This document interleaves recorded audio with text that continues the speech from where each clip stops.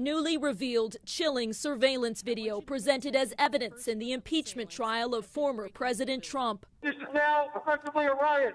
Capitol Police were quickly overwhelmed by a coordinated combat-style assault, with some mob members bent on finding and potentially executing then Vice President Mike Pence and House Speaker Nancy Pelosi.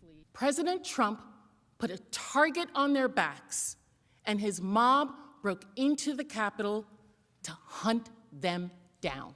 House impeachment managers using the former president's own words to argue he incited the Capitol siege. And you have to get your people to fight. And planted the seeds of insurrection months earlier through a campaign of lies about the election. The Democrats are trying to steal the White House. He assembled the mob, he summoned the mob, and he incited the mob.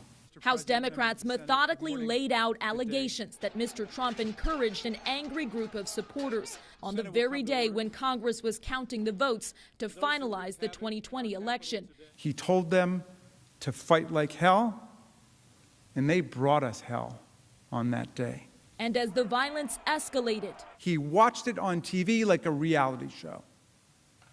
He reveled in it, and he did nothing to help us. When Mr. Trump finally did tell the rioters to go home, he stopped short of condemning them. We love you.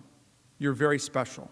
The Trump legal team begins its defense on Friday, focused on claims he was exercising free speech and never encouraged violence. January 6th, a day Mr. Trump told his supporters to remember, today looming large in the historic first impeachment trial of a former president. In Washington, Alice Barr, NBC News.